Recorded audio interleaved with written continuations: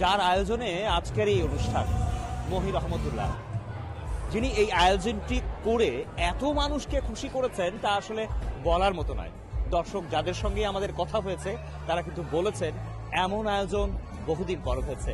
সেই মহি রহমতুল্লাহর সঙ্গে আমরা জানতে চাই, এই যে আজকের আয়োজন, অনেক কষ্ট হয়েছে আপনার নিঃসন্দেহে, কিন্তু এই যে মানুষের এত খুশি, কেমন লাগছে এখন, কেমন ভাবছেন, আগামীর ভাবনা কি? ধন্যবাদ ক্লাইমেট চ্যানেল, ধন্যবাদ আপনাকে। অবশ্যই ভালো লাগছে। আমার এই অনুষ্ঠান নামই দিয়েছি আমি আনন্দ আসর, যাতে সবাই আনন্দ করতে পারে আর আসরটা জমাইতে পারে। আমার খুব ভালো লেগেছে অনুষ্ঠানটা, এবং দর্শক যারা আসছেন তারা সবাই হ্যাপি। আমি অত্যন্ত ধন্যবাদ সমস্ত দর্শকদেরকে, এবং আমি চাই আগামী প্রজন্মের সবার কাছে আমাদের বাঙালি সাহিত্য সংস্কৃতিকে পৌঁছে দিতে। এটা হচ্ছে কি আমার মেন টার্গেট আর কি। তা আমি আশা করি আপনারা আমার পাশে থাকলে, মিডিয়া আমার পাশে থাকলে, বাংলাদেশের সমস্ত মানুষ পাশে থাকলে আমি এটা প্রতি বছরে করে যেতে পারবো, এবং আপনাদেরকে আরো সুন্দর সুন্দর অনুষ্ঠান উপহার দিতে পারবো।